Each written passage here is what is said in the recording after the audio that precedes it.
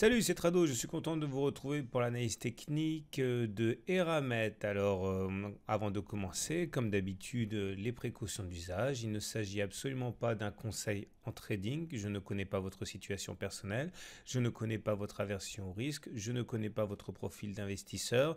Donc, il ne s'agit que d'une vidéo donnée à titre purement informatif, pédagogique. J'explicite simplement ce que moi, éventuellement, je pourrais faire, mais encore une fois, aucun conseil dans cette vidéo. On commence donc par une présentation rapide du consensus. Ce consensus est globalement positif avec un potentiel de gain au regard de ce consensus de 13,84%. Au regard, encore une fois, de la note médiane des analyses données au 18 juin. Donc on va présenter la tendance de moyen terme pour débuter. Cette tendance de moyen terme, elle est selon le système, soit effectivement en tendance neutre, soit en tendance encore haussière. Neutre au regard de la moyenne mobile à 20 semaines, puisque vous voyez, la moyenne mobile à 20 semaines est plate. Elle n'est pas haussière comme elle a pu l'être. Elle n'est pas baissière comme elle a pu l'être aussi. Elle est simplement à plat comme ça. Et ça, au regard de la moyenne mobile à 20 semaines, ça veut dire que la tendance, elle est neutre. Au regard du nuage Ishimoku maintenant, elle est toujours haussière la tendance parce qu'on est au-dessus d'un nuage qui monte comme ça. Et les volumes montrent une certaine accélération sur les dernières semaines qui ont accompagné la baisse. Et il est vrai que les frictions qu'il y a au niveau commercial et également les craintes de ralentissement économique ne bénéficient pas forcément aux valeurs cycliques que sont les spécialistes des métaux. Alors maintenant, si vous voulez acheter et mettre Eramet en PE1, en portefeuille pour le long terme, voilà ce que, à titre personnel, je vois. Alors, il faut avant tout commencer par expliquer ce que c'est qu'un chandelier japonais. Si vous découvrez l'analyse technique, un chandelier japonais, c'est une bougie comme ça qui monte pour une semaine, puisque là, on est en données hebdomadaires. Ça monte pour la semaine, les plus hauts et les plus bas de la semaine. Pour l'instant, cette bougie-là n'est pas achevée puisqu'on n'est que mardi, mais il demeure que pour l'instant, cette bougie, elle est bien rouge. Ce qui veut dire qu'on est plus bas que l'on a ouvert la semaine. Et également, il faut comprendre ce que c'est qu'une résistance et un support. Une résistance, c'est une zone qui empêche les cours de monter, comme les 160, 168 euros. Ici, c'est une zone qui a bloqué les cours à multiples reprises. Et puis, vous avez également les 124, 132 ici qui seront une résistance. Alors, c'est un peu plus compliqué, mais c'est parce que ça a été ici une résistance. Lorsque ça a été franchi à la hausse, eh bien, ça a changé de polarité. Et maintenant, puisque l'on est repassé en dessus de cette zone, elle est redevenue résistance. Donc 124, 132, ça ne sera pas facile à passer. Et de l'autre côté du prisme, vous avez des supports. Des supports sont des zones qui ne sont pas faciles à casser à la baisse. Et justement, la bonne nouvelle, c'est qu'on n'est plus très loin d'une zone de support à 103, 110 euros qui a déjà permis au cours de rebondir. Vous avez également ici les 74,80 qui est une zone également de support.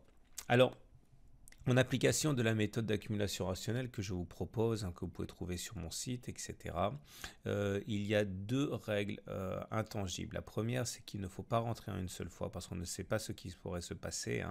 Donc, il faut rentrer en plusieurs fois. Et 2, 3, 4, 5 fois, ça dépend combien vous voulez miser.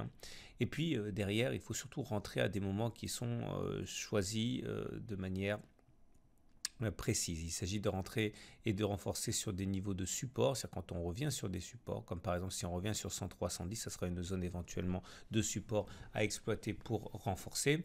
Ça sera également le cas si on revient sur 74, 80.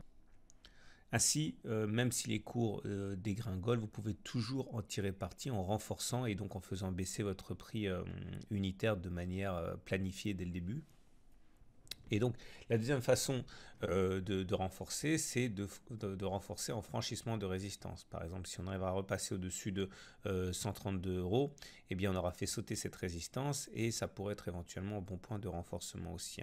L'idée, elle est simple, c'est que lorsque vous êtes face à une résistance, comme ça a été le cas ici, sur la zone 124-132, eh bien, lorsqu'on arrive à justement faire basculer le rapport de force en faveur des acheteurs, généralement il y a une accélération haussière qui va derrière. Donc en achetant sur des retours support et sur des franchissements de résistance, vous êtes garanti en quelque sorte d'acheter à des moments où les impulsions haussières sont plus probables qu'à n'importe quel autre moment. Et c'est pour ça qu'il faut renforcer sur des retours support et sur des franchissements de résistance. Voilà la stratégie de moyen terme si je devais mettre Eramet en PEA dans mon portefeuille. Maintenant, ceux qui s'intéressent au trading de court terme, je vous propose ici deux trades, un à la hausse et un à la baisse. Et voilà l'idée. Ma stratégie haussière serait en cas de cassure, enfin en cas de retour sur les 110 ici, qui sont une zone de support, vous l'avez compris, eh bien d'acheter en visant un retour sur la résistance ici des 124 euros. Ça ferait un gain de 12%. Mais quand on fait du trading de court terme, il faut toujours avoir également un stop loss, c'est-à-dire un niveau tel que s'il est atteint, eh bien vous acceptez de prendre votre perte. L'idée, ce serait pour moi qu'en cas de clôture en dessous des 100 euros, il risque d'avoir une accélération baissière, donc il ne faut pas rester sur Eramet. Donc si on descend de 8,5%, donc si on va chercher les 100 euros à peu près, eh bien je prendrai ma perte. On voit que le ratio gain-risque n'est pas fantastique, mais il est quand même de 12% si on a raison et de moins 8,5% si on a tort. Ça reste quelque chose de correct. Maintenant, il y a une autre façon de trader, c'est la spéculation à la baisse, puisque Eramet est éligible au SRD. Pour moi, la chose la plus logique serait d'attendre qu'une cassure éventuelle des 100 euros arrive et de viser un retour sur les 80 euros. 80 euros, ça nous ferait à peu près 20% de baisse, ce qui est absolument intéressant. Mais là aussi, il faut un stop loss, c'est-à-dire que si les cours, après être passés en dessous de 103, revenaient au-dessus de 110 et clôture au-dessus de 110, on risquerait d'avoir l'accélération haussière dont je parlais précédemment. Donc il ne faudrait pas traîner en situation de spéculation à la baisse, il faudrait sans doute sortir. Et là aussi, on a un ratio gain-risque qui est intéressant puisque on peut gagner 21% si on a raison, on perd 10% si on a tort. Ça reste quelque chose qui est très acceptable. Voilà ce que je vous propose pour Eramet. Je vous souhaite une très bonne journée. Je vous rappelle que les analyses techniques, c'est tous les jours sur mon site. N'hésitez pas à me retrouver. Pour me retrouver, c'est facile. Vous tapez Tradosaur dans Google et vous allez me trouver sans aucun souci. Voilà. Je vous dis à demain pour une autre analyse technique.